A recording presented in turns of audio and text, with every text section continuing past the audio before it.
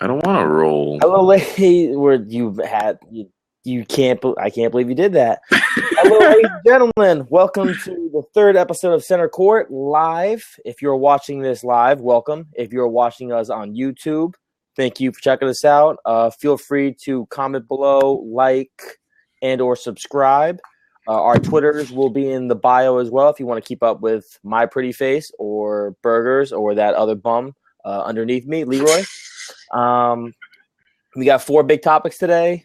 It's the All-Star break. We're just going to have a little fun today before we get back into the second half of the season.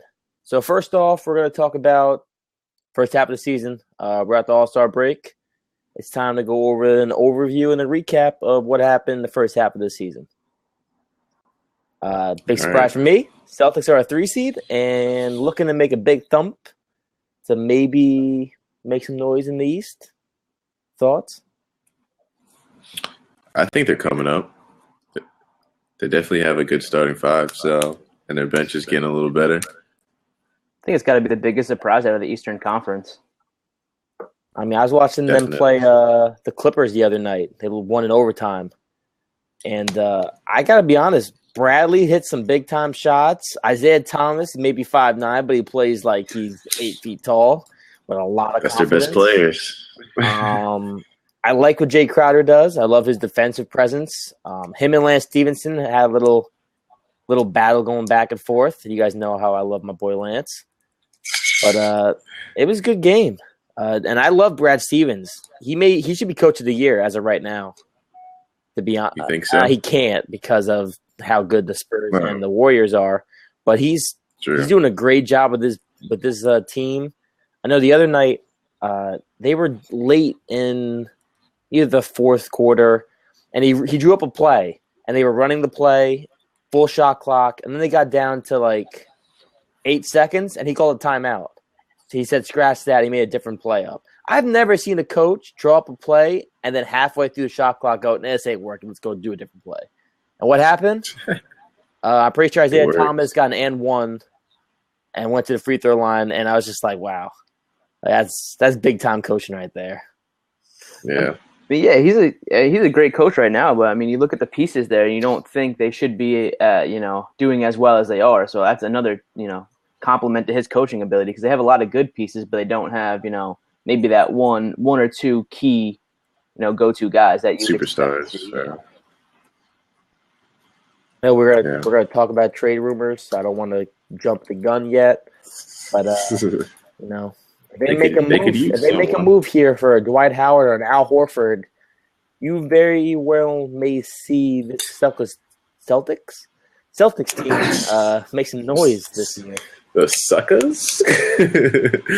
No, I just like, to be honest, like the West and East, like besides like the top 3 teams, everyone like in the middle of like 5 to like 8 or 5 to 9, they're like really tight, like between 2 or 3 games or 3 and 4 games. So like, it's like this. It's a battle right now.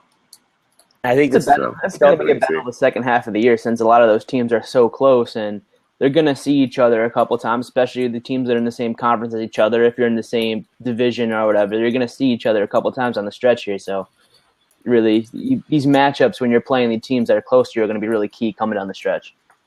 Definitely. And even though the Knicks have been horrendous of late, they still have an outside chance of being that 8 seed. I know. Open. I mean, I don't think it. I mean, it could happen. I mean, Chicago could miss the playoffs this year. They're in a bad position. Definitely. With Butler being too many out, injuries. With Butler being out 3 to 4 weeks, that could really push them back. The Hornets lost MKG again, and I think that's a bad hit. And they're an 8 seed, so they could fall out. Washington he just got healthy. Playing really well for them too. And I'm freaking.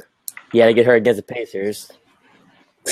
But, and Washington's been playing really healthy. John Wall has looked really good this last month or so. Beal, he'll probably get hurt next month, but he's playing well right now. Orlando's playing really well. I say that, though, but Washington lost to the Bucks the other night.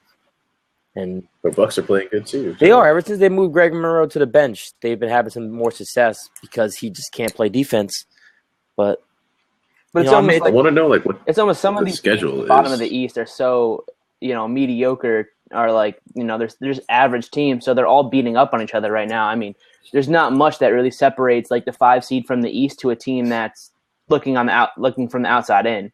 I mean, they're so closely matched up. There's no real big separation between like superstars and these type of players in the East. I mean, most of the stars are in the West, the high profile stars. So really, this separation between teams that are in right now and the teams that are out between talent isn't that great. So when you see a team that's not, like a 10 seed beating a 5 seed team right now, it's not really a surprise because they're so evenly matched.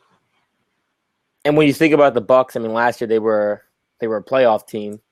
I mean, they struggled this year defensively, but they can still score a decent amount of points. And, they're one of the teams that have Monroe and Michael Carter-Williams on the chopping block. And Detroit, Detroit's hanging in there. They're just outside the playoffs right now, but that's a team, too, that with Drummond and Reggie Jackson, they could actually sneak into the playoffs. I just think, like, injuries can hurt or make a team, like, right now. It's like no one wants to get injured right now. 100%. But, like, there's people. And, like, I don't know I'm sure it's not serious, but, Chris Bosh is missing this All-Star week now with a strained calf. I don't know. I mean, Miami, they're struggling already to score points. And if they lose Bosh for a certain amount of time, I don't know if Miami can sustain the 5 seed they have right now. They're barely a 5 seed to begin with. I mean, Atlanta, depending on what they do, if they blow it up and they trade a Horford or a Teague, they're no longer going to be a top 4 team. They're going to fall out. When the Knicks slide in, baby. I still don't think they have enough to do it. Every team in the East, in my opinion, needs a trade. Besides Toronto and Cleveland, unless they want to get a secondary, like bench Cleveland people, gets the Markieff Morris or something like that, or Toronto gets a Markieff Morris or a PJ Tucker or something like that. But then, Boston, Atlanta, Miami, Indiana, Chicago, Charlotte, Detroit, Washington, Orlando, New York. Like, you go all the way down the Eastern Conference, every single one of those teams, they're pretty much all the same for the most part in skill level. They're missing 1 or 2 pieces that makes them a elite team in the East. Right now, I think what separates some of these teams is, if you have a star or something in your starting lineup or their bench. The bench is really important in some of these teams that are struggling right now. Really, once you go to their bench, they have nothing. And it's really what separates, and it's one of the Knicks' problems right now. Early in the season, when they were playing well, their bench was coming in, either sparking a run to get them back in the game or taking a close game and making it a blowout. But, now the bench is struggling. They've had some injuries. Lance Thomas is hurt. Seraphin and O'Quinn, who's playing well, who's going to play that night. Vujacic, is he going to play? Amundsen, who's going to play? Is Grant in the doghouse again? The bench the last month it's a roller coaster ride with that bench. So you've really only got 3 consistent guys coming off the bench right now, but you're still playing an 11-man rotation. So, yeah, I think just the Knicks, if they need to win, they just can't come out flat. Like, that's like a typical thing, but they can't. That's the only way you'd think eventually they'd fix it. Where they're on the 5 or 6 game losing streak right now, and they're coming out flat. And most of those games, you think at least in the last game, once Rambis took over, they'd not come out flat, and they still came out flat. Like, are you guys not watching your own film, like before the games or whatever? And like, you guys need to come out with energy, with a spark, with some fight, or I mean, there's a mess. They're not, they're exactly what they were predicted to be this year. A below 500 team with some pieces for the future, but they're not going to do anything. Yeah, and to be honest, you guys got, like you said last week, you guys are on the special edition. You got spoiled early with Porzingis playing very well off the jump, not expecting Porzingis to play that well. Melo playing some of the best all-around basketball we've ever seen from Melo, at least in the last 5 years or so. And Knicks fans thought, we can make the playoffs. And then Afalo, like we said as well, he jumped the gun. You can't make the bold statement saying we're going to be a playoff team. You have improved. You were even an above 500 team. So you can't be guaranteed the playoffs. Every time their starting 5 is nice, but like they're missing pieces. Every time they've gotten themselves back to 500, they go on a losing streak to kill it. They've gotten themselves back to 500 2 or 3 times this season, and every time they lose 2 or 3 in a row, Now it's 5 in a row, and they're on the outside looking in. And it's the other night, like close outside. They're 7 games back or something like that of the last spot. No, they're only 4. 27. They're 20. Four games out of the win column. It can happen, man. I'm telling you, it can happen. And I mean, it's 6 games out of the loss column. But I watched them lose to the Wizards the other night, and they lost in dramatic fashion. You know, Galloway hit the floor with God. And if you look across the court, you can see Aaron Afalo just standing there. No emotion, hands on his hips. And then after that, just turned, walked up the court. There's no energy. There's no fight in those guys right now. It's just kind of like, here we go again, you know. Nobody's trying to do anything about it. It's just, you know, come to terms with this is how the season's going. Nobody's like, you know, if we miss the shot, we miss the shot because, you know, that's how the season's going. If we make the shot, oh, cool, we get another win. But, you know, when you get blown out in the first half and you let a team make 10 of their first 12 threes because they're wide open and you're down double digits again going into the third quarter and you play one good quarter, you can't expect to win games when you're playing one good quarter. Yeah. The comeback game, you can't play that every game. And it's shown when they come out flat in the first half. The third quarter, they have a great third quarter to get themselves back in it. And then their shooting percentage in the fourth quarter is terrible because their legs are gone because they had to put so much effort into that third quarter comeback. And they got nothing for down the stretch. All right, so let's we have Cleveland at the top of the East, then Toronto, then Boston, then Atlanta, and then the bottom 4 is Miami, Indiana, Chicago, Charlotte. Do you guys see that as changing much the second half of this year? Or are you thinking Chicago these are going to stay in the top 8? Chicago, I don't think, with the injuries, unless Jimmy Butler comes back and they start winning. I don't see them actually like either moving up. I see them moving down, to be honest. They're a 7 seed right now. Too many injuries. So yeah. So I'm thinking that people looking at Chicago like we have a chance to move up any other teams. And then Charlotte, that too, they have injuries. So like really it depends on how the rest of the season goes and who they play and how they play. I don't really see Boston staying in the 3 seed. Who's going to overtake Boston, you think? I don't know. I think the Wizards might be ready to have a good second half of the year if they keep playing well, but it's a young team with no, real superstar leader. Brad Stevens has done a good job there, but I just don't know if they can keep up that kind of pace to be the 3 seed. I don't know if they can keep up their winning ways and, put it all on your 5'9" point guard to take all the, down the stretch. People, it's going to be physical down the stretch, 82 games. Especially when you're the 3 seed, now teams are going to come out gunning for them. They know how good Isaiah's been, so they're going to make it life difficult on him. And if the other guys can step up and do their roles like they have been, they might have a chance. But I just don't see them, really stepping up and taking over that 3 seed. So surprising, 3 seed Celtics. It's crazy. Yeah, a couple months ago we were talking about the Bulls, Cavs, and the Pacers were right there for a while. And yeah, they were. I'm looking at the standings. I'm seeing Cleveland at the 1 seed still. That's not gonna change. If I'm being honest, I think Boston's going to end up as a 2 seed. I think you're going to see Cleveland, Boston, Toronto, and then I guess I'm feeling overzealous in a way. I think Miami's going to be a 4 seed. I see Indiana getting a 5 seed. I think Atlanta falls short down to the 7 seed because I think they're going to make a trade. I think you see Chicago at the 6 seed still. And at the 8 seed, I think you're going to see I think Washington's going to sneak in. I think Detroit's just going to miss it again. Oh, I feel you on that. I don't know about the Toronto Celtics difference, though. I don't know. Do you see Toronto struggling down the stretch or Boston just excelling down the stretch? I see Boston gelling more down the stretch. To be honest, I think Boston is gonna start to gel, but then they're just gonna hit a rough patch. For some reason, I feel like they're gonna hit a patch. Well, they're gonna make a trade at this deadline 100%. And I definitely think they've been mentioned in almost every rumor, so they're definitely looking to make some move. Who knows which move it's going to be, right. But every big blockbuster trade you've seen, Boston's been trying to be involved in to get a piece. I don't think they're going to get Howard. I'm almost 90% positive that we're going to see Al Horford wearing green at some point this season.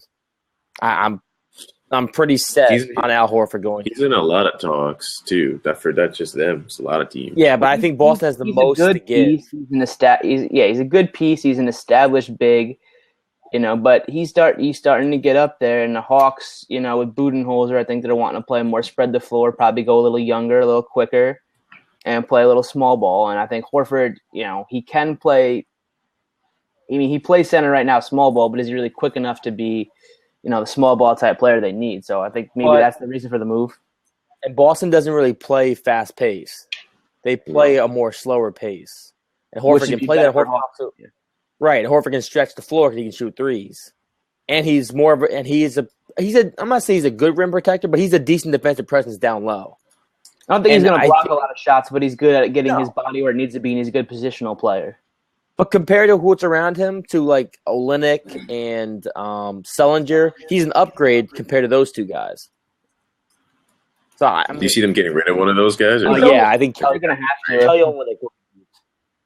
I think you'll see Kelly Olynyk, and probably, if I had to take a guess, I see Jim Leebrand just joined in on the podcast. I see you up there, Mr. Leebrand. I see you. I see you. But no, I think you're going to see Kelly Olynyk get moved. And as much as I don't want him to get moved, I'm going to say either Jay Crowder or like an Evan Turner. One of those two guys will get moved as well. I think Jay Crowder's like a piece. I think Evan Turner is a guy that you can feel comfortable getting rid of. But I feel like if you're the Hawks, Evan Turner, Kelly Olynyk, and Horford. But Danny Ainge did say that they had that first-round pick from the Nets, and they are willing to trade it. That's an important pick. Well, I think if you're getting a big piece, then yeah. I think if Atlanta's going to make that move, they're definitely going to look for Jay Crowder because he's very similar to DeMarre Carroll, who maybe is 25. I think he's maybe one of the bigger pieces that nobody's talking about with them missing, because he was great for him. And once he got hurt, was it last year or 2 years ago when they were making that run? Once he got hurt, they were not the same team. Yeah, I mean the only thing I can say I think it was last year. I may be oversleeping on the fact that the Hawks fall, because I mean if they get a Jay Crowder and they get some younger like a Kelly Olynyk from this trade, it might help them down the stretch. But I mean we said that there was something not right about them a couple weeks ago, and then the last couple weeks, they've been playing well again, looking like they've had a couple games that are looking like the Hawks of last year. Yeah, Jeff Teague got it going a little bit quicker. Yeah, I don't know. I'm hearing like.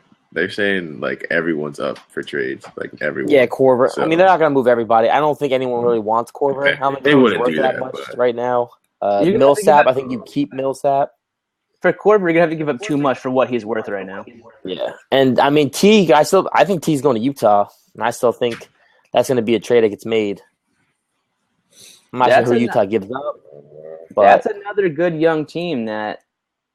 They're finding ways to win every night, and you're seeing them go down to the wire every night, going to overtime late in the fourth quarter. And Gordon Hayward is just coming up clutch every single night. Yeah, but he's played pretty bad. Both those games, but Hayward's low key though. 2 for 11. He's not shooting well, but he's Rodney Hood's down the stretch though. Yeah, Rodney Hood's big time. Derek Favors, the Nets let him slip. That was a mistake on the Nets' part. They have you got Darren Williams protectors in the NBA right now. Gobert. Yeah, they're a solid team. Your guys' opinions on the East? Is this Berger your final 8? What are you predicting? It's tough to say right now because there's so many evenly matched teams. That's not allowing that answer. That's not a. You gotta say the 8. It's time. Pick your team. He doesn't have an 8. Everyone has to. It's halfway. Done if you're right. I think the 8 that you have right now are going to be the 8, but I don't think they're going to keep their positions. Do you think Charlotte does make it still? Oh yeah, I think Charlotte's going to make it. They are. I mean, I love watching Charlotte. Batum, Kemba. I mean, they look really good together. They're another team where there's a lot of new I don't know if there's a lot of new pieces, but Batum and everybody in there, they're still kind of getting, maybe the flow going. Al's been missing here and there still with injuries. So if they can get Al back and they can get Kid Gilchrist back down the stretch, I mean, they're definitely right there in the mix. Jeremy Lin's been huge for them. Revival. He's played very well this season. I still think they have enough in a conference that's really, it's a lot of young up and coming teams, and they got some more established players on that roster that you're going to look to down the stretch. Problem is, they are a decent team, but if they don't get out of the 8 or 7 seed, they're not going to do anything in the playoffs. Like any of those teams that are down there 6, 7, 8, if they move around, you're not going to expect any of them to really get out. Yeah, but unless the Bulls slide down to that one and they get Butler back, that's the only way I think any of those teams really make it out of the first round with a surprise. To be honest, I think any seed from 2 down could lose in a 7-game series to each other. I don't think Toronto's good enough to beat every team in the East in 7 games. No. Like if Toronto had to play a healthy Bulls in 7 games, they could lose that. If they had to play this decent Charlotte team in 7 games, they could lose that too. I mean, Cleveland, because LeBron, there's no way LeBron will ever lose in a 7-game series in the first round. I just don't. There's no way. That team's too good, and LeBron's still too great to allow that to happen. I still remember when the Bucks said they were going to beat him. They had Brandon Jennings and Monte Ellis. I'm not going to lie, that team was nice, but they're not going to beat him in a 7-game series. They lost in 4. Embarrassing. Leeroy, you're fine late.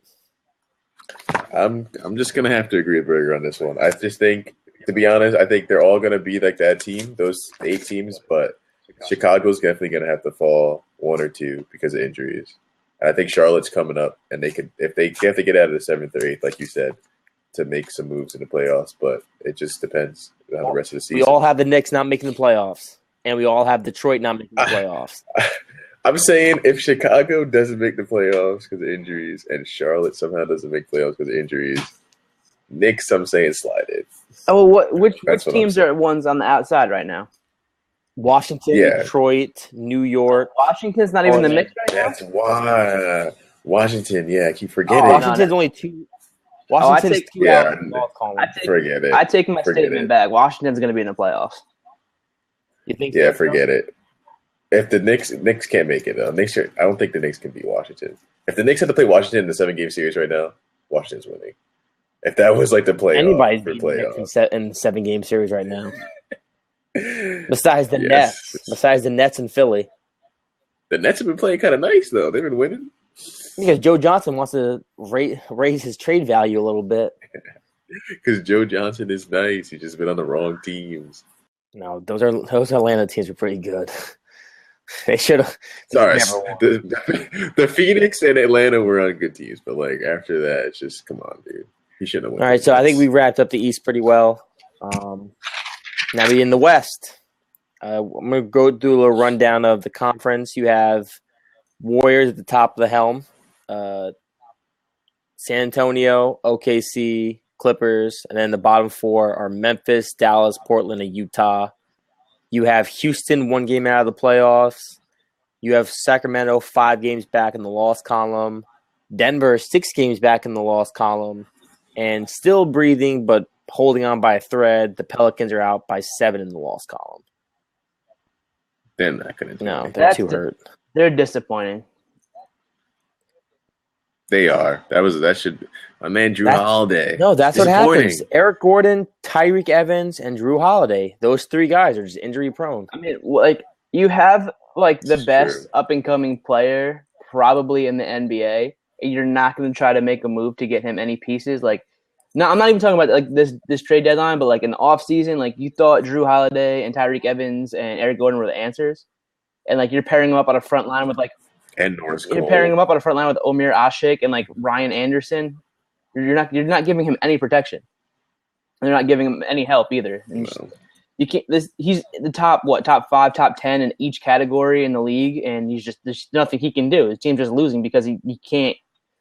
He's not LeBron. He can't just like single handedly put a team on his back, especially in the Western Conference.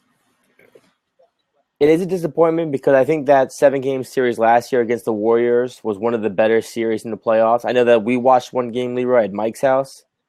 is one of the crazier games where Kory hit that knockdown 3 in the corner, which was ridiculous because they looked, that's actually before the Warriors looked as good as they do now.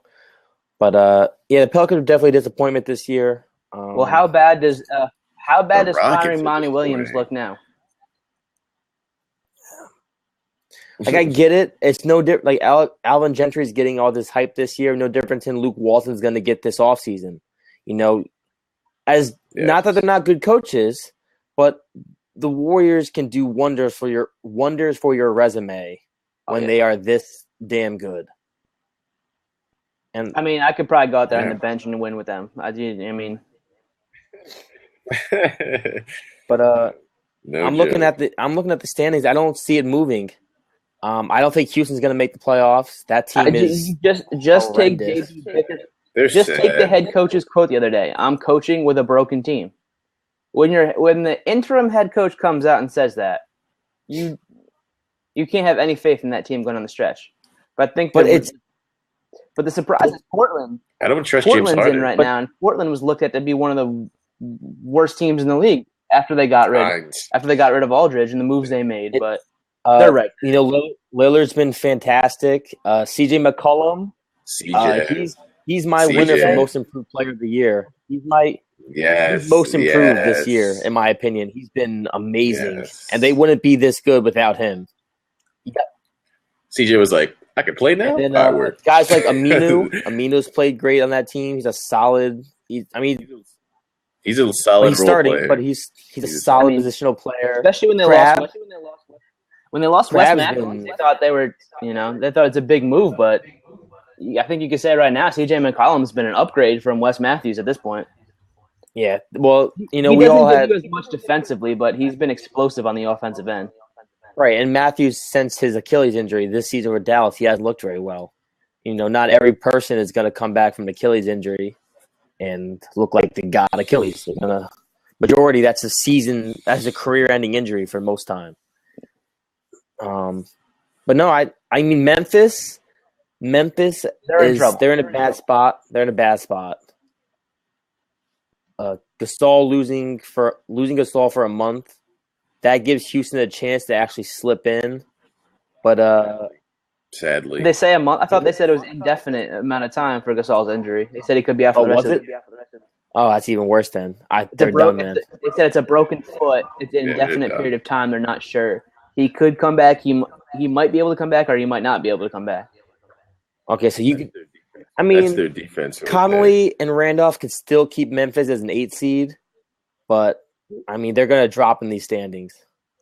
They're definitely going to drop. I don't know if they'll drop far enough out because they do have some good pieces. And, again, with Houston, you never know what you're going to get with the inconsistency. But if there's one team that's going to slide in there, it's definitely going to be Houston. And there's a few teams that, a Utah, Portland, that have excelled expectations this year that could come back down to earth in the second half of the year and not be able to sustain their play. They could. Personally, if Utah gets Jeff Teague, they're going to be the 5 seed easily, and they're not going to pass. They're not going to catch the Clippers and OKC and all that, but they can easily overtake Portland, Dallas, and Memphis if they get Jeff Teague. Where are the Clippers are a 4 seed. That's where they're going to stay. They're not going anywhere. I think the top 4. Sacramento's a couple games out, but if they could ever learn how to play some defense, they could be a threat too. I don't think so. I swear, is so nice. If George Karl and the Kings lost to that Philly team the other night in that close game, George Karl would have got fired. I don't care what anybody says, what the report said. If he had lost that game, they would have fired George Karl. Would they fire Luke Walton if he lost to the Sixers? No. Damn it, you're fired now. Sorry. The West, though, to me, it looks like I don't think anything's going to change. Maybe Houston, if they trade Howard and they get a good piece. Yeah, obviously in both conferences, you're only looking at 2 true title contenders. OKC is kind of like. Did you hear Chris Broussard the other day? And he was on Skip. He was on First Take. Yeah, and he was saying he sees 4 teams as legit teams that can fight for the title. and it was OKC, the Spurs, the Warriors, and the Cavs. And he said out of the three teams, the Spurs, the Cavs, and OKC fighting against the Warriors, he gave OKC the best shot to beat him in a 7-game series. I can see that. I don't see it. The isolation basketball, it bugs me. I don't think that's enough. I don't think isolation basketball can win in a 7-game series. But then I say that, and I think about when they made it to the finals that year with James Harden. I know they don't have a James Harden on this team, obviously, but they played isolation basketball and they beat the Spurs in 6 games. Westbrook's also a better all-around player now than he was back then. Right. I mean, I don't see it happening, but you don't know it because nobody can really match up with Durant on that team. So if he gets it going for 4 games in a series, I'm not saying they win, but it could be interesting. They can't beat They have. OKC has a better chance beating the Warriors, though. I will admit, than the Spurs, in my opinion. They match up better with. The Spurs in a 7-game series is kind of hard. I think because Kawhi can lock up a Kevin Durant, and I think that's going to be Popovich will put a game plan together, and he's going to say he'll make them live and die by Westbrook. Right. If he'll make Westbrook average 45 a game, and they still might not win. Exactly. But I think when you play the Warriors, it's hard for them to match up against Durant because Iggy is a great defender, but Iggy gives 4 inches to Kevin Durant, which doesn't help because Durant doesn't drive like LeBron does, which is why I think it makes Iggy not as great of a defensive matchup compared to his LeBron matchup. Well, the thing about Kawhi is that short too, but he'll get right up on Durant. He's not afraid of him going around him. He'll get right up on him. And he has the reach though as well, and he has quick hands, which is different than Iggy. And also, I think not that Iggy is an offensive liability, but you need Kawhi Kawhi gives Durant more of an issue offensively than Iggy does, 100%. And I think if you're going to go with the OKC Spurs matchup, I think you're still seeing the front line as a big plus for the Spurs. I mean, Ibaka I saw his stats the other day. I guess he's been hurt a little bit, but he's not the same player even he was a couple years ago. I mean, we all think, he's a great defensive player, but his defense is down. And, he was starting to add more offense to his game, but his offense is down again this year. They sped up their pace a little bit, so he struggles offensively because he plays better in the half-court set. So when you look at that, I mean, you're gonna have Ibaka, Steven Adams, Collison against David West, Diaw, Aldridge, and Duncan, and Marjanovic. It's hard. Yeah, and then you even look at other pieces around the Spurs. I mean, they're a complete team. So in OKC's got 2 guys. You're playing 10 against 2 in that matchup. I just love OKC's energy, though. Just something about it just says, like I'm just worried about if I was any team, like even if I was OKC or the Spurs, I would just be worried to play them. The only chance they have is if they can get a home court, if they can somehow sneak past the Spurs to a 2 seed and have home court. Because when they're in OKC, that stadium and that arena is rocking. Like they feed off their energy, and that's a scary place to play in the playoffs if you're coming down to it, because they get hyped. Not that the Warriors are going to fall off, but we got to keep in mind too, the Spurs were only 3 wins behind the Warriors. I mean, it's 44 to 45. I don't think the 1, 2, 3 aren't going to change. That's just unless injuries. Unless there's injuries, or unless because OKC's been on an incredible run since Christmas. So if they fall back down a little bit and go back to the pace they were playing at earlier than that, the Clippers might be able to catch them. Who knows what they'll be when Blake comes back? But I think I mentioned something to you guys a couple weeks ago that San Antonio, if it wasn't for the Warriors this year, we'd be talking about them having like a record, like one of the best regular seasons of all time, because their record, the way they're playing, records. It's the gold wash. The Warriors are over. They're overshadowing everybody. Yeah. But but you can't talk about a team that only has 4 losses going into the All-Star break. Of course. They always have great records, but they're under the radar. They're 4 games or 3 games past the Bulls record now. So they have, they're on pace to actually have 75 wins or something. They're on pace to beat the record now, not just tie the record. So, we'll see how that happens. But the great thing about them is they're blowing so many teams out. They're getting to rest their starters like in the fourth quarter half the time, so they're not going to get worn out down the stretch. I think you're a fool if you think Golden State's not going to repeat this year. At this point in time, you're a fool to think that this isn't already their title. I mean, you just want to see how confident they are. Did you see Steve Kerr in that timeout the other night against OKC? What he said? Oh, I loved it. He goes, this is fun, right, boys? About time that close. It was closest one out during the stretch. That's I know they're probably most like those if they make it to the finals. You lagged a little bit there. You should just be so annoyed. You're lagging. Am I? Yeah, you're bad. You just went from 100 to 0 really, really quick. Oh my god! Try again. Oh my god! You're getting better. All right, is it good? Yeah, you're good.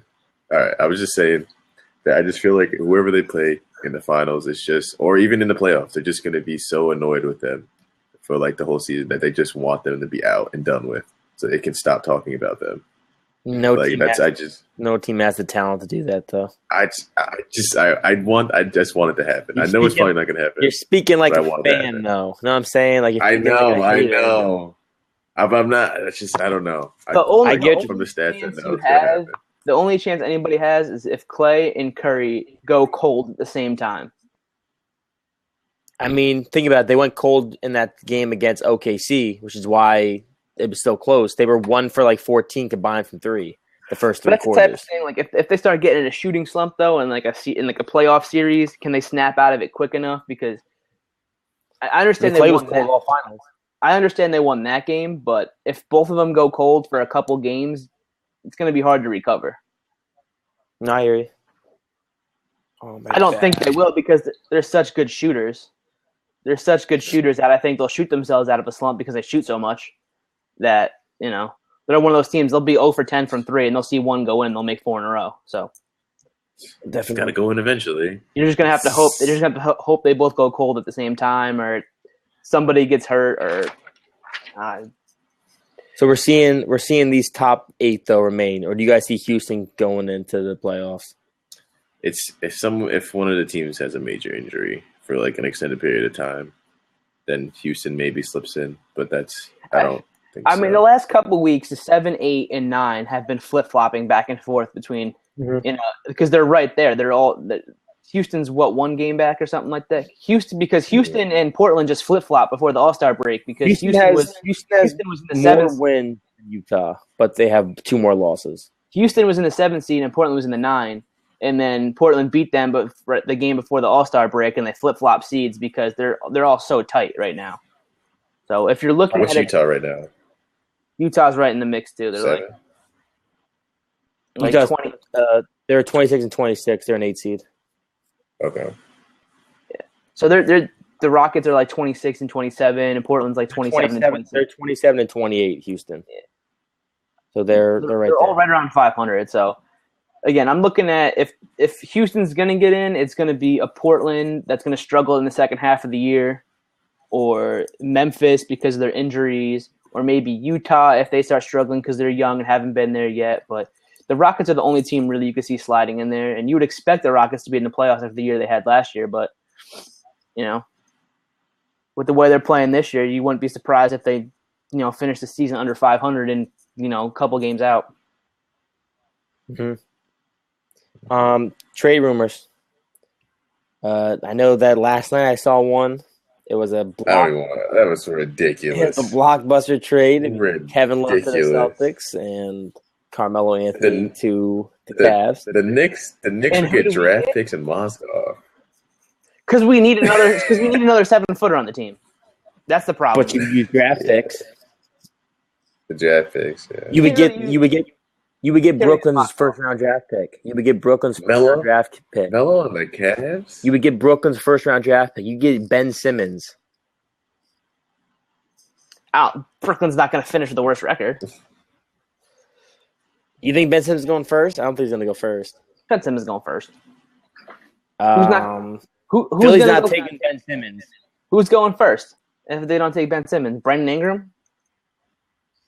I mean, yeah, because Philly doesn't need another big man. Buddy Hield? I mean, the Lakers are going to take Ben Simmons if he's there. Oh, yeah, without a doubt. I think Ben Simmons in LA could be fun. Julius Randle, Ben Simmons, D'Angelo Russell, Jordan Clarkson. That's a fun starting four. I don't know who It's just a college team once again. I mean, I like it. I like the idea of getting a first-round draft pick since we don't have one this year. I like that. I just don't like the other piece we get in return. The Mozgov, he's done. Who would you want? Not Mozgov, man. Like, we don't need another 7-footer. The front line's not the problem. Who do you want? You want Mo Williams? No, I don't. You need point guards? You need somebody else. What, Deli? You want Deli Crowder instead? Yo, send me fucking Marcus Smart from Boston. I'll take him. Yo. Marcus Smart, the Knicks? You wouldn't get Marcus Smart. You're crazy. That'd be wild. You're crazy. I'm just saying, we need a point guard or a shooting guard. Or if we're getting rid of Melo, for that matter, we need a freaking small forward. So I don't need a Mozgov. Well, LeBron? True. Have Robin Crowder wouldn't be bad. Crowder wouldn't be bad. I mean, if Melo goes, you put Derek Williams at your starting 3. I think that's... Or you go small. You have Porzingis at the 5, and then you have... Oh, no, you have Robin Lopez. Never mind. Mm-hmm. So it's either that or you either start Lance Thomas or you start Derek Williams. One of the two, but... Or you start Jay Crowder off the bench. I have to start putting Lou Almondson in. Oh, God, don't get me started on that. So do we see who do we see from the Hawks getting moved? Teague. I think Teague. I mean, but who knows? All indications have been Teague. But the way he's played the last stretch here, he's started to play a little better. Who knows if they don't maybe try to move Schroeder instead and keep Teague? But I think that could make Teague even more. The thought was they needed to move one of the two because Schroeder was coming up. He's starting to play. He was playing well. It's about time he get if he's going to leave in the offseason or something like that because he wants his own team because he doesn't want to be stuck behind Teague. So I think one of the point guards gets moved before Horford does. But we've seen crazier stuff happen. Yeah.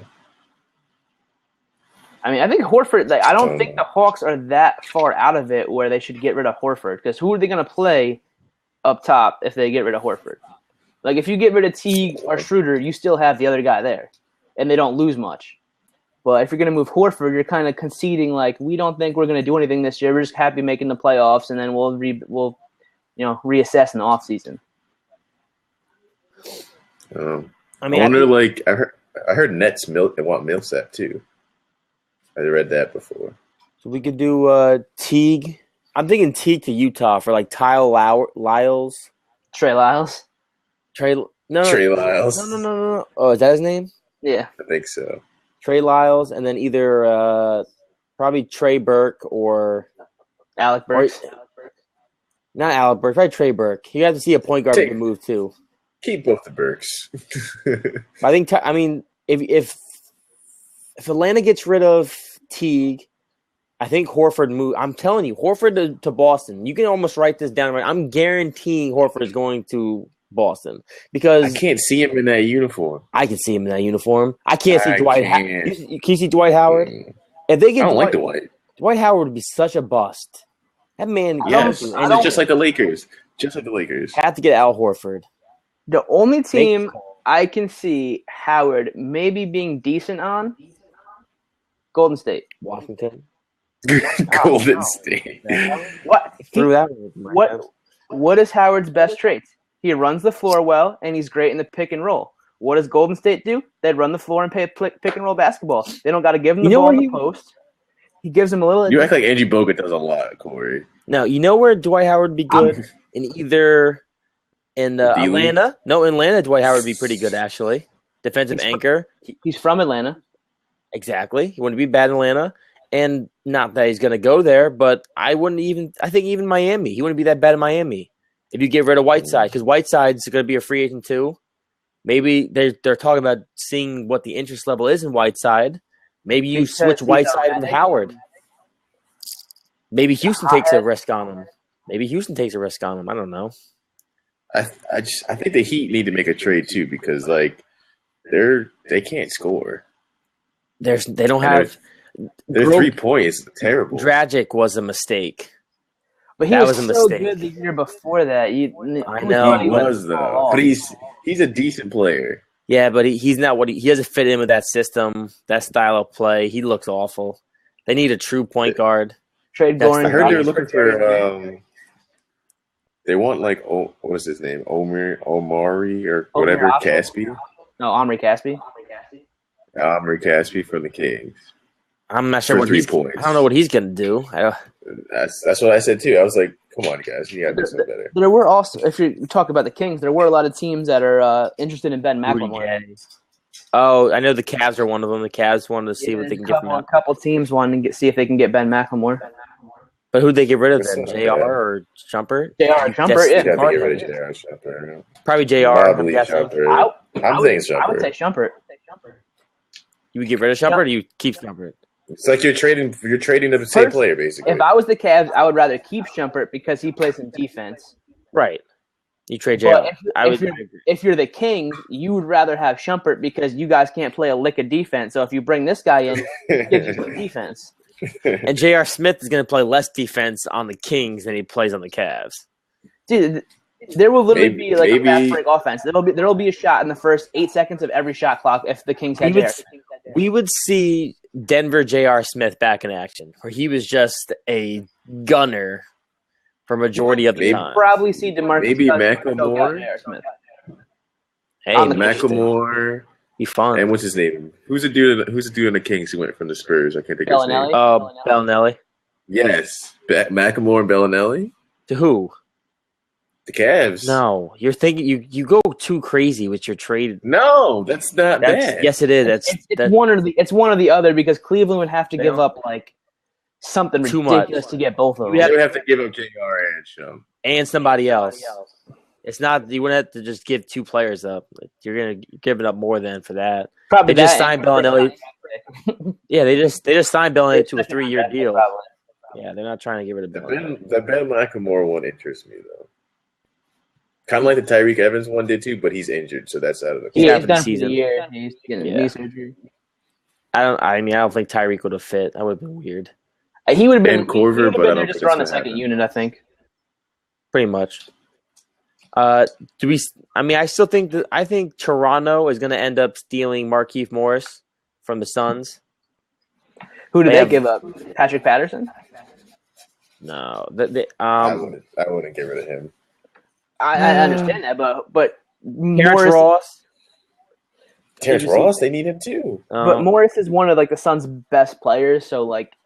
Regardless if he has a high trade value or what he's worth, he's going to be worth that much more to the Suns because they're losing one of their best pieces. Right. You're going to have Right. So Terrence Ross and maybe they take back Scola, but I'm okay with it. But maybe they keep Scola. But I think Terrence Ross, you see leave. I don't even know who else would be expendable from that team. Maybe you do see a Patrick Peterson go over to Toronto. You'd have to have one of those guys like him or. You have to. You don't want to get rid of DeMar Carroll because he just got there. But. No, you're not getting rid of him. He's part of your core 3 now for the future. You think DeRozan upset in free agency? Yeah. Actually, maybe not. Depending on how they do this year. If they have a really good stint in the playoffs this year. They just can't win the playoffs. We don't know that yet. This is the best we've seen them. You also have to worry about who goes to the Lakers. Because DeRozan is an LA guy. He went to school at USC, and he's been rumored to want to go back and play in his home state. So I think if the Lakers don't make a move and they're only trying to bring him in, then no. But if you see like a Westbrook go there or somebody else go there and he's looking like, oh man, we can make some noise, you might see a couple guys go to LA too, like a DeRozan or some of these free agents. I mean, we could see Westbrook in 2017 go back to LA. I'm a strong believer. No one's talked about this yet. Paul George is going to LA? When his contract's up in Indiana, he's going to go back to LA. He's been have you been hearing him talk about Kobe the last because everyone loves Kobe. No. But last night he said he would take Kobe over LeBron and MJ. Like Paul George is really on the Kobe bandwagon. But doesn't mean are you going to go to a team though? He's from LA. He grew up in LA. He grew up a Kobe guy. Inglewood. He's from the ghetto. He wore 24 when he went to the Pacers because of Kobe. I would not be surprised at all if he went to wear another kind of yellow with some purple instead of blue. I'm telling you right now, I can see him going to the Lakers. But Burger's right. You have to see who really makes the move first. There's a couple of guys that Westbrook's a high enough profile player that will go and start his own team. Won't care if he's in LA. They'll rebuild. If he comes, other pieces will follow him. Paul George, another player who's established enough to go start his own team. Players will follow. DeRozan, I don't think is a guy where if he's your main piece of the puzzle and you're going to bring him in, guys are going to follow. But you see one or two of those guys go, you might see somebody like him follow. I do think we could see Whiteside possibly wearing purple and gold next year. I think the Lakers at this point, they just need to put fans in the seat.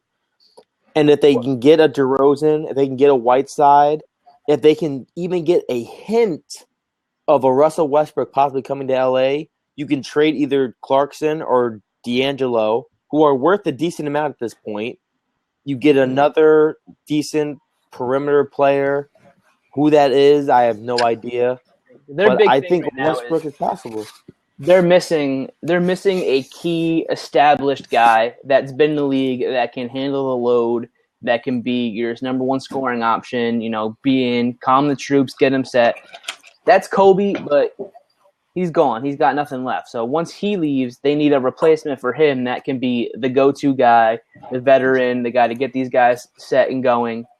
So they need one of those type of players because their other roster besides him and Nick Young and Lou Williams, they're all young guys that have only been in the league for a couple of years. And I've changed my mind on the Knicks head coaching and the Lakers. Brian Scott's done end of this year. No, I think definitely. Why does he have a still job? I don't understand why. Well, you're not going to. At this point, there's no talent. Yeah. I think you're going to see Mark Jackson or Luke Walton coaching the Lakers next year, and I'm hoping it's Mark Jackson actually. And I think Thibs is going to go to the Knicks. I think Phil might back off either Thibs or Brian Shaw, but I just think with Thibodeau, you gotta worry about how hard he works the players. That's the reason he went out in Chicago. That he overworked the players. That by the time they got to the postseason, they were tired, they were beat up, they were worn out. He was playing his starters. He had a 7-man rotation, and these guys were all playing 25, 30 minutes a game. And he worked them so hard in practice, did this, did that the players were they had nothing left at the end of the season.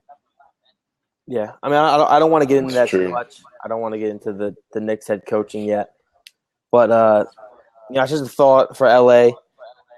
I mean, Whiteside could get moved this trade deadline too. I think that's a possibility. I don't know who's going to take a risk on him, but like I said, a hothead right now to even. You have to have somebody that you can know that knows him or has worked with players like that before that could calm him down because he's getting technical fouls left and right and getting pulled out of games because he's been like that, just more now because he's getting more minutes. It's more now because we see that he has a lot of raw talent. I mean, I can't tell you the last time I saw a player get a triple-double because he had 10 blocks. And he's done it 3 times. I can't tell you how many times I've seen that because I haven't seen that happen many times in my lifetime yet. It's ridiculous. And we have a guy who could be probably a top 5 center in the league because he's pretty athletic too for his size. And he's almost in a way throwing it down the drain. Yeah. Any other moves you guys see happening? Or no. The only other one is the Clippers if they make a move because Blake Griffin was rumored a lot, but Do they really want to? Yeah, but Blake Griffin backed off now. It's not really well, yeah, you haven't heard about it lately. Who knows? I think it was just an outside thing when he was hurt because they were playing well. But I think they realize they need him unless they're going to bring in somebody equivalent. Not just trade him to get 2 or 3 pieces in a draft pick.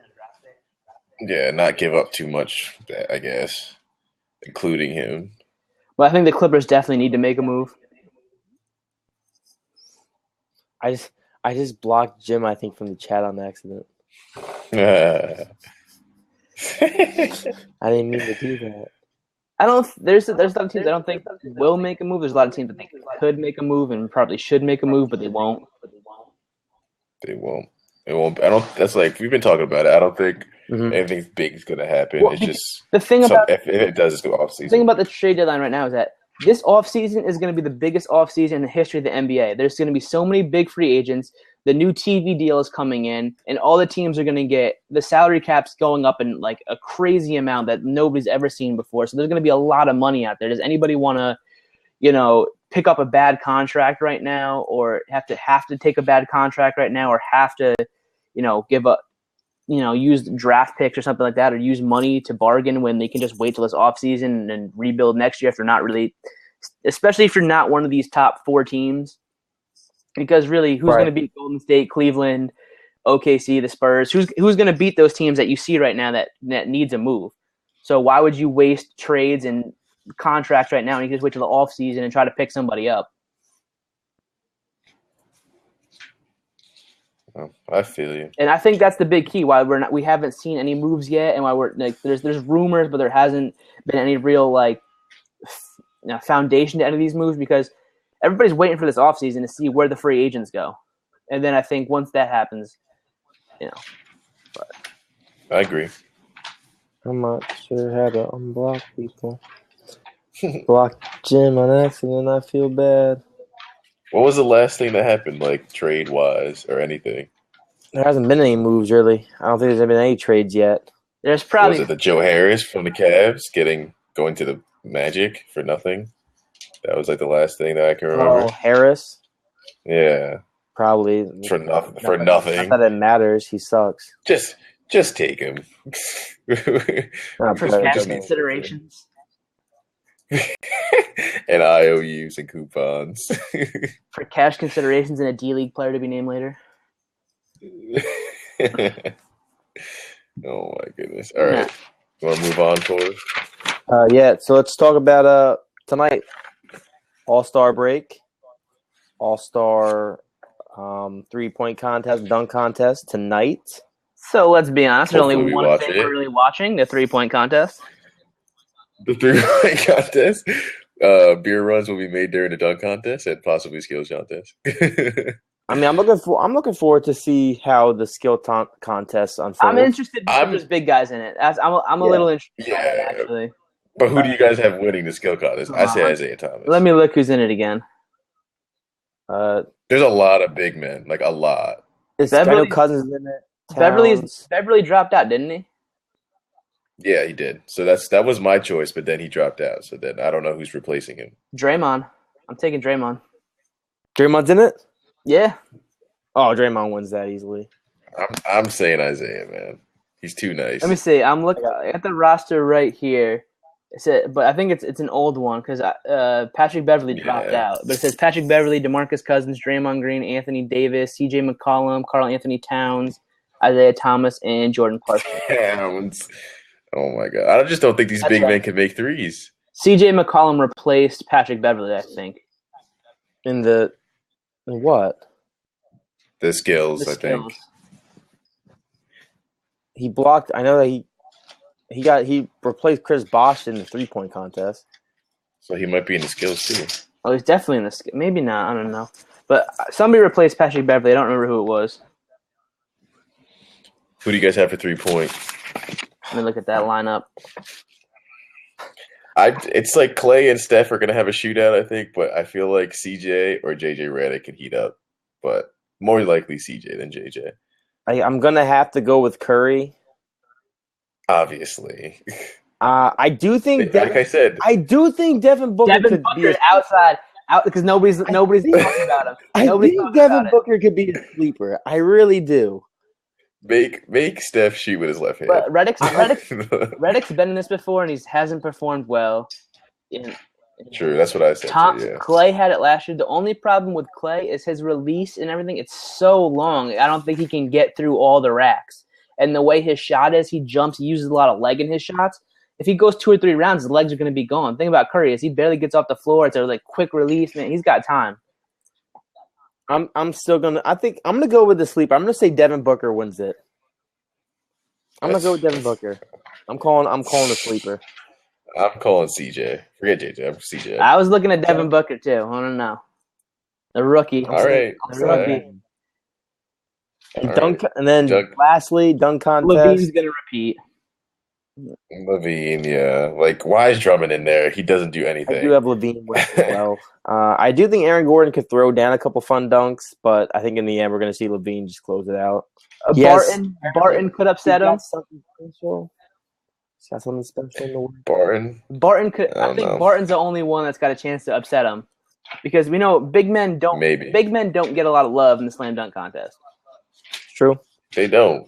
The last big one was with Dwight. Will Barton's like 6'6", 6'5", so he's got that his dunks are going to look so much more explosive because he's got to get higher to do them. So he's the only one that I think has a chance to upset LaVine. But again, it's one of the guys. He's the repeat champion. It's his trophy to lose. The competition's not that high. It looks like from what we saw last year, he's the most creative dunker we've seen in probably 10 years. So, I mean, there's no reason you don't think he's going to win. No. And then isn't that other thing tonight too? That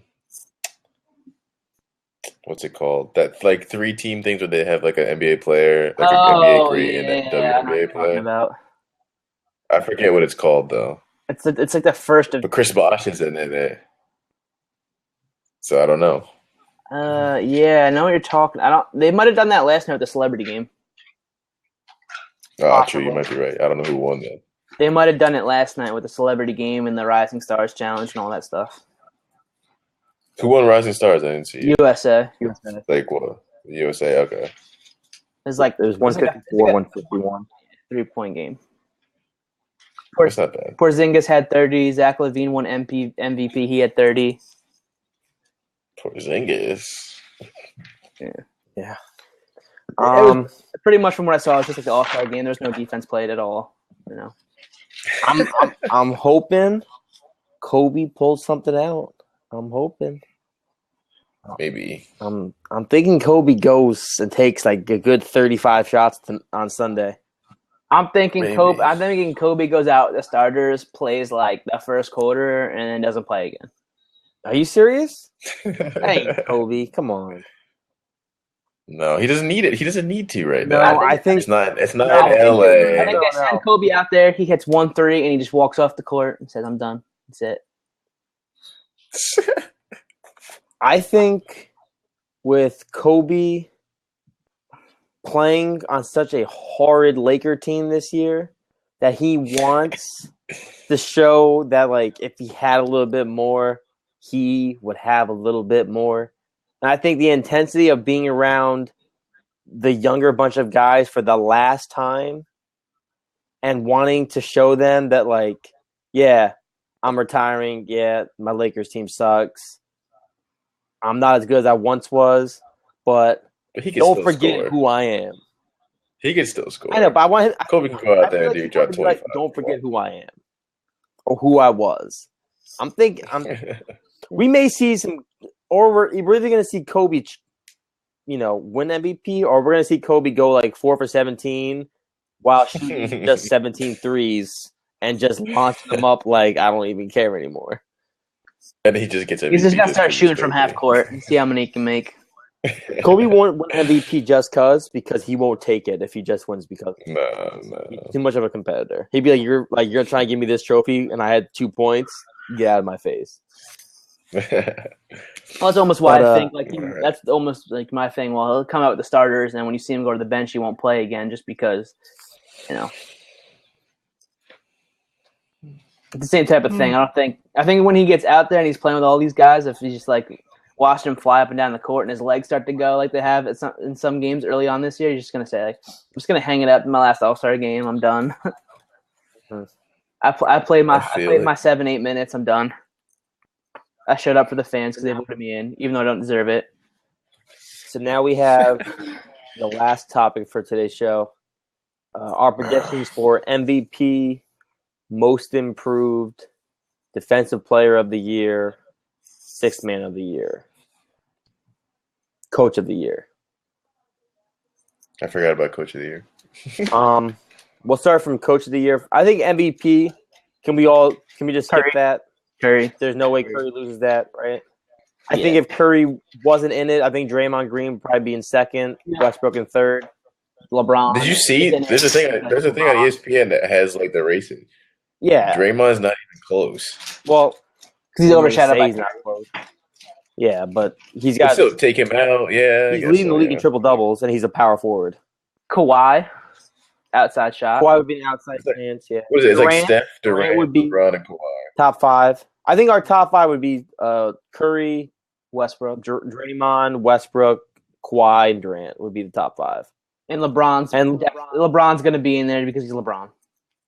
And if Paul George had kept up his hot streak to start of the year, he'd be in there. But he's now like top 10. He fell off. Isaiah Thomas, maybe? Most improved. Rookie of the year, no way. Most improved, I do think CJ McCollum. That's the only person I see. He's really shot up. I don't know who else would get most improved. Maybe no. Maybe a Draymond. Did he win it last year? No, because he was close for Defensive Player of the Year too last year. So Draymond it's not like he's really improved. Draymond could win most improved. I think you could see a guy like I think even Andre Kawhi, even Kawhi could be because of the way his offenses come together. Andre Drummond, possibly. Possibly. His rebound shot up. There's a lot. It seems like such like a nothing. When you think about it, there's a lot of guys that have had some pretty good years as opposed to what we're used to them seeing. Mm-hmm.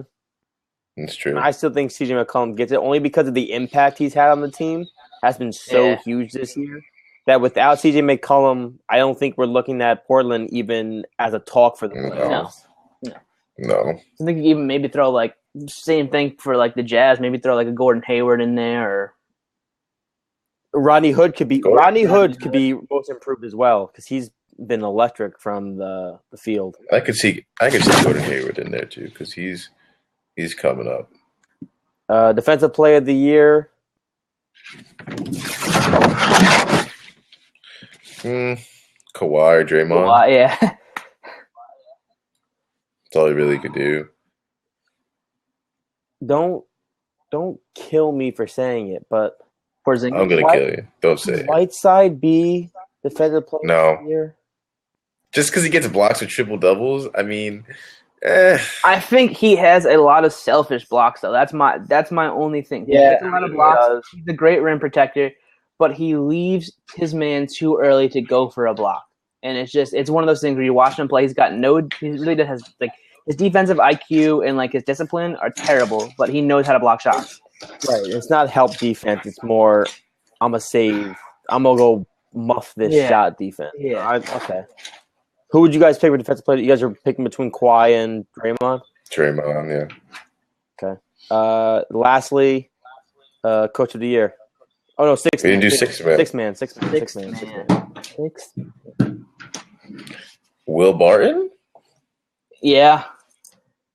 He's averaging 15 and 6, something like that. His career highs in both categories. That's my guy. He's not starting? No.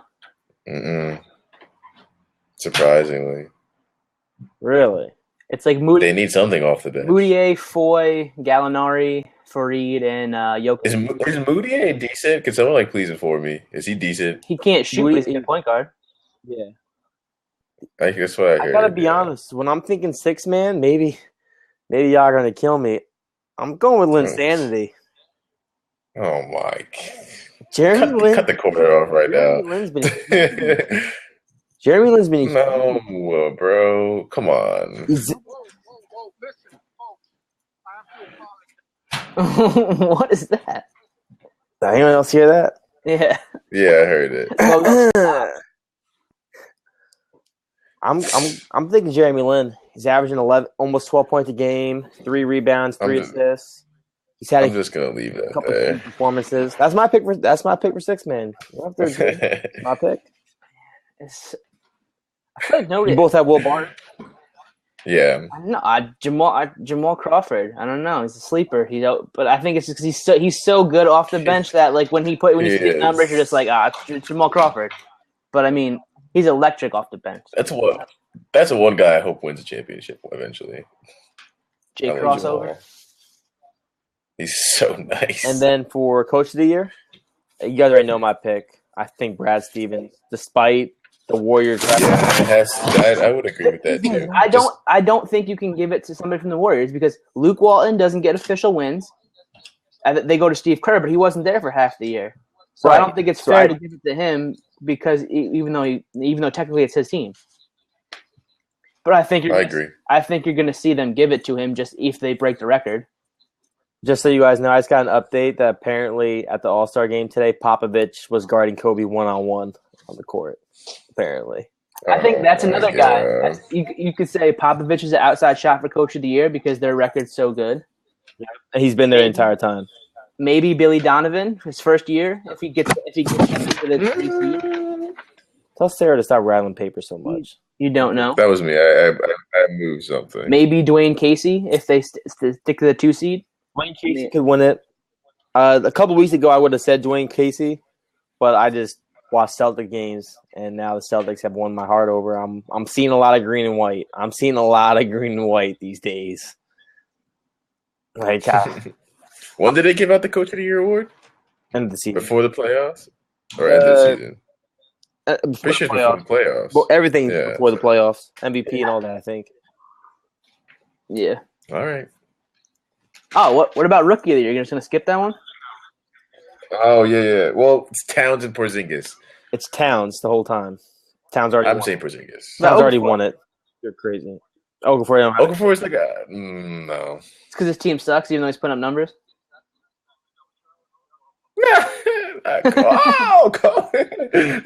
Come on, Kobe. Do me dirty. I'm saying Towns.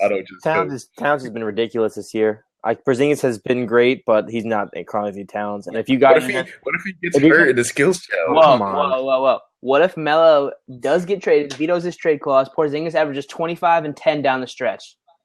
Whoa. Okay, but you're also now saying Porzingis.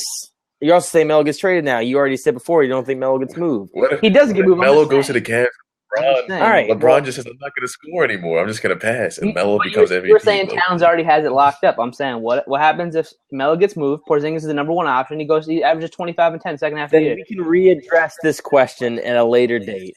But at this point in time, it's Karl Anthony Towns to lose at this point. Melo's not getting traded. Let's just say that right now. If Porzingis has a couple more games, I'm not returning this.